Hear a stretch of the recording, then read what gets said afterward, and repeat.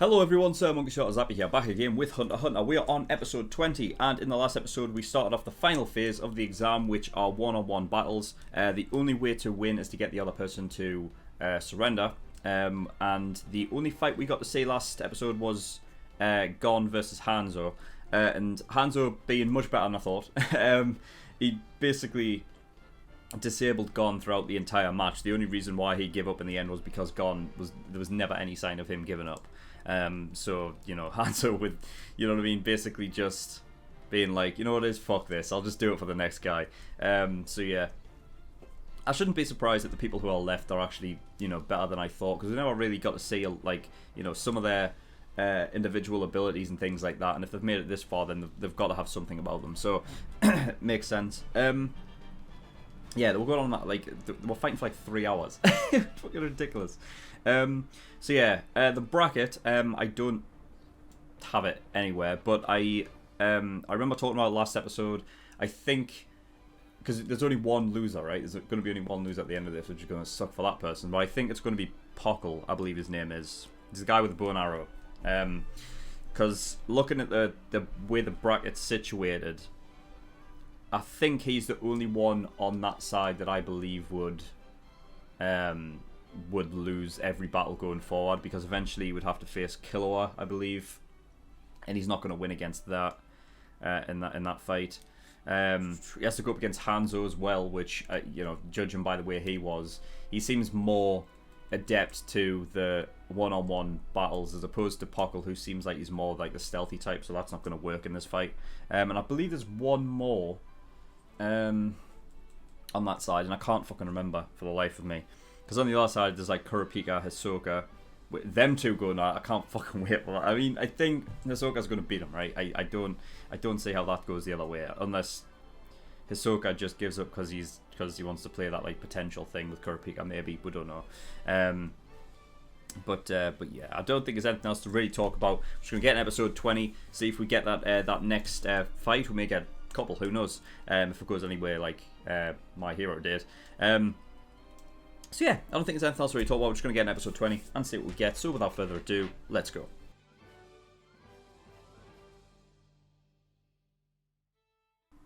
Okay, episode 20. I was not expecting it to go that way. Holy shit.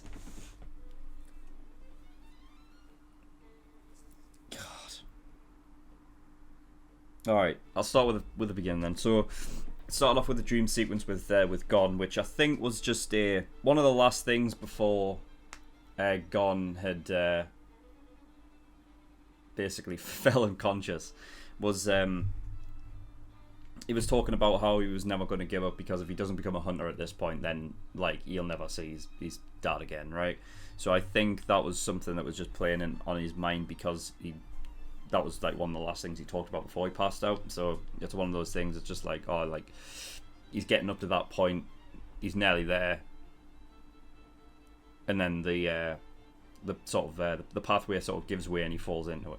So I don't know if that was like a thing of what could have happened or what, because at the end of the day he's one step closer at this moment, right? Because he passed. So yeah, so I don't know if that was like a dream sequence of like what could have been if he didn't pass or something. I don't know. But it seems to be his driving force, so it makes sense that he would be worried about it regardless. And yeah, this was something I didn't even talk about last episode. There was two things actually. The first one was Gon was officially a hunter after that point, and I never, for some reason, it never like crossed my mind. It's like, oh yeah, he's fucking passed. So yeah, that's cool. He's got his card, so. Yeah, he's officially a hunter now. And then the other thing was Tompa did. That's it. I did that for some reason. That completely crossed my mind as well. So Tompa's, that's it. He's out, because I never even. That was one of the last things I was thinking about when I was just thinking about the 9 that had got through. I was like, oh fuck yeah, like Tompa's gone. Tompa's out of there.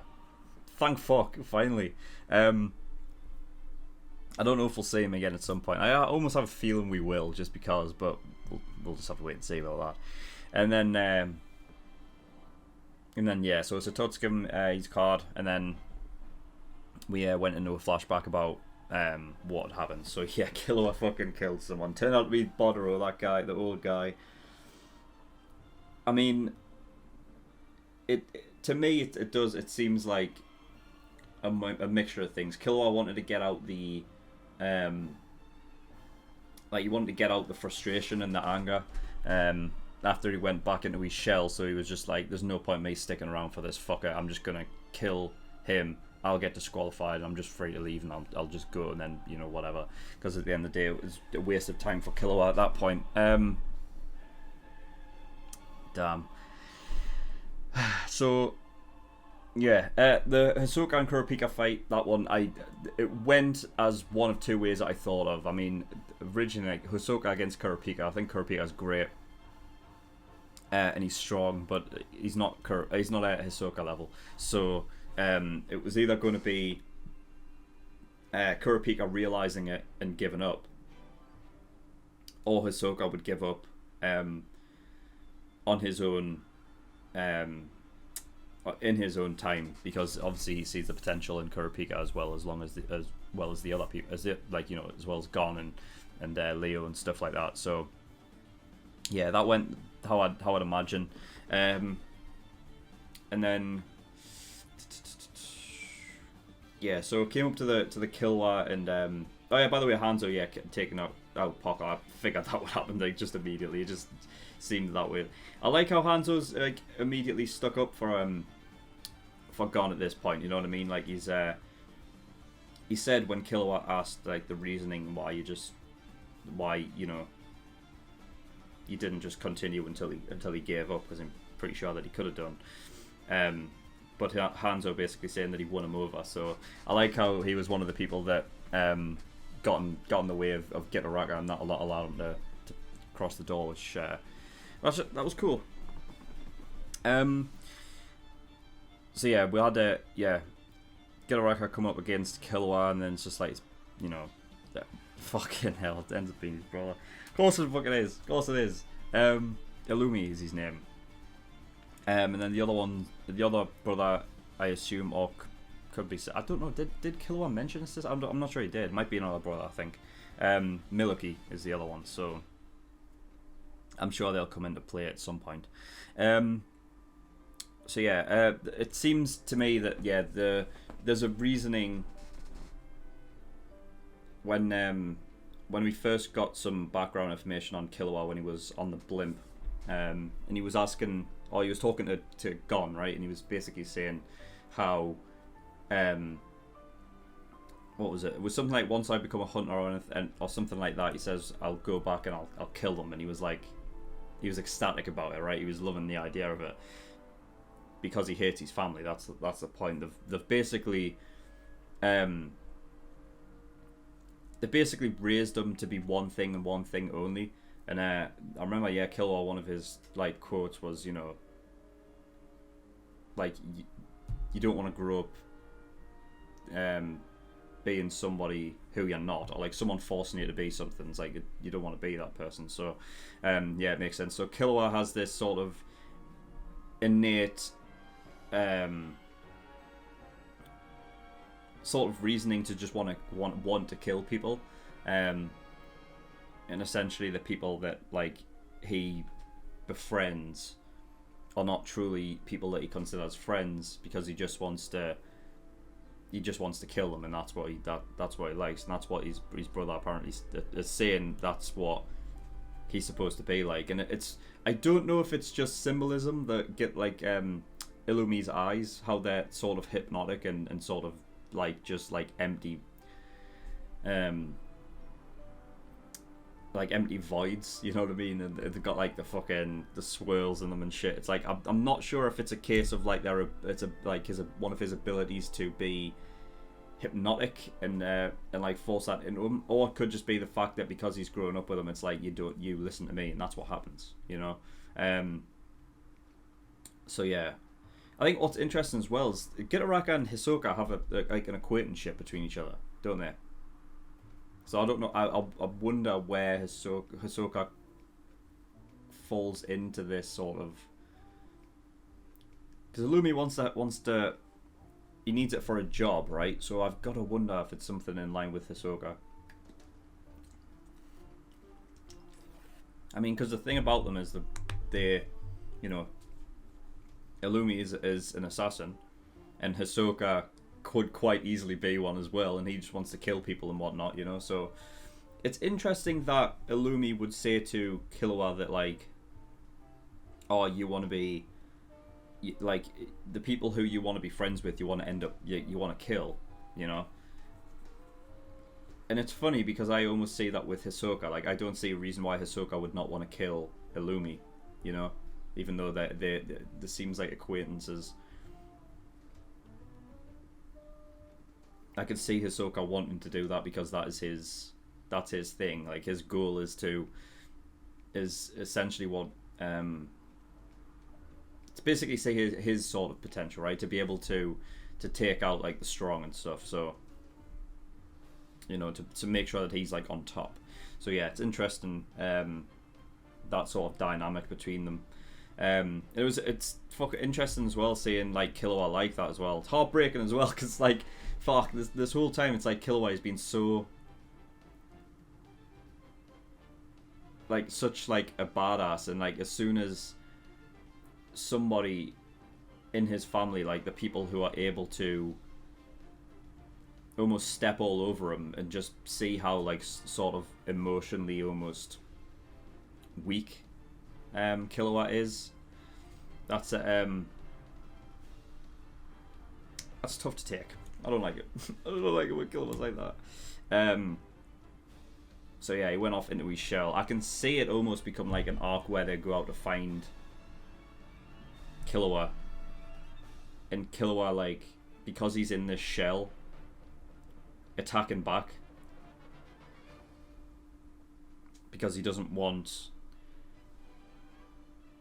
Gon to like sort of come after him. So it's almost like a way of like keeping Gon safe, in a way like it's safe from himself. I can see that being the case. But yeah, I mean, fucking hell, like he really got to him. Really got to him. Now that I've seen what just happened there, I kind of get in a more of an understanding as to the things that, like, when Killua has mentioned, like, in the past, first of all about, like, you know, like I said before, when he was on the blimp talking to Gon, he was like, he was happy this idea of going out and killing them. But then on the other side, you had things where he's bigging up his father, right? When he took out that guy's heart. And I think Kurapika asked how did he do that, and he said, and he was basically praising his like father for doing that without there being a drop of blood, and he was like, you know, he was almost proud of the fact that he was his father. So there is almost like I don't know, split personality possibly. I don't know if it's that far, if it's that deep though, you know. I don't know if it's that like if it's that way inclined, but it's definitely like two different perspectives almost in Killua, where he has that sort of assassin side where he is proud of his family and he does what they want him to do, and then the other side of where it's almost like Gon has allowed Killua to forget about that part of him and make him a better person, and maybe that's the reason why he was so attached to Gon throughout the entire exam. You know what I mean? It was a sort of an attractive trait to Killua that Gon was able to bring him out of this sort of this life that he really doesn't want to do, but because he's so conditioned to do so because of his family, it's like, you know what I mean? It allows him to be just a kid and allow him to be himself, right? I was going to say his own man, but then it's like, well, he's 12. You know what I mean? So, and like his own boy doesn't sound right either. So, allow him to be his own kid. You know what I mean? He wants to just be himself and do the things that he wants to do, not because someone else has told him to do them. So yeah, maybe that's like that sort of fault with authority as well.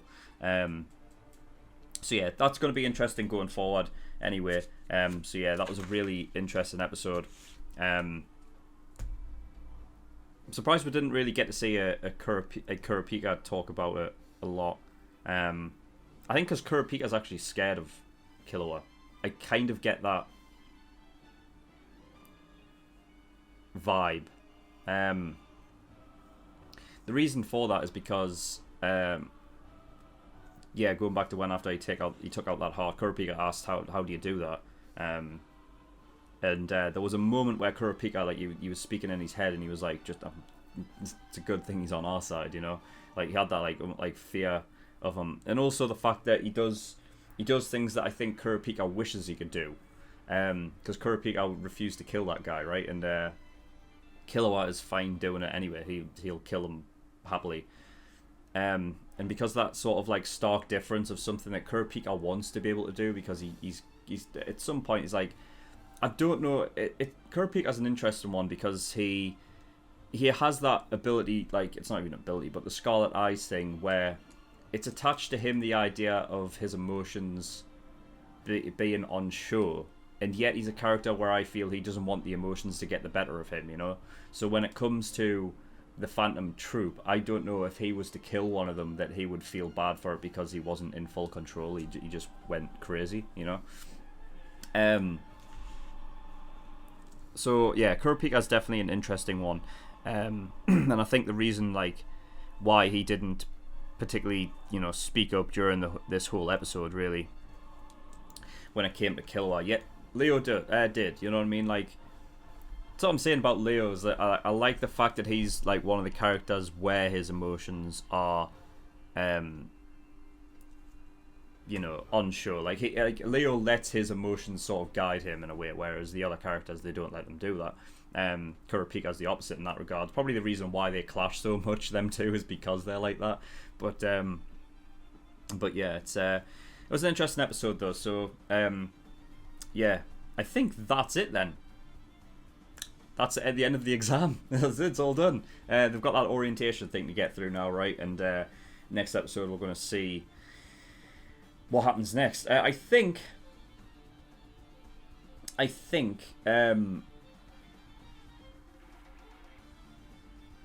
there's no more censoring at this point, right? I think that's it. I mean, we saw we saw Killua, like, get to that point where he just put his whole hand through fucking Bodoro and he's just covered in blood. So I think they're at the end of the censoring now, which is good. You know what I mean? Good. If we're going to be killing people and shit, I want to be able to see it. So yeah, I think that's it. I don't think there's anything else to really talk about, but great episode anyway regardless. So thank you everyone for watching. In the description below I've linked to certain things. One of them is the Discord. If you want any information regarding my content, you can do by going over there. You can also come talk to me at the community as well. And Patreon. So I do have a Patreon. If you do want to support me, I'd be very much appreciated. There's a bunch of different tiers and rewards depending on how much you want to support me with. So there's the early access tier for $5 a month. That gives you access to shows a week early, and you get 4 episodes of Hunter x Hunter every week. That's 2 on Monday and 2 on Friday. So if you're clamoring for more reactions from me more frequently, then that's where you want to go. $10 a month, that is the full length. That gives you access to my full length library. Everything I react to gets a full length. Exclusive tier, $15 a month. That gives you access to a bonus show I'm currently reacting to, which is 7 Deadly Sins. So if you want to see my reaction to that, then you can do by going there and getting that. Elite tier, $50. Every time you pay $50, you get a choice of a show that you want me to react to, and I will react to it. It will go at the back of the list, span about 7 shows. Might take me a while to get around to it, but I will eventually. But if you don't want to wait that long and you want your show to be reacted to next, and you want to get God tier, which is $100. But that is all. So thank you everyone for watching. I'll see you all next time. Bye bye.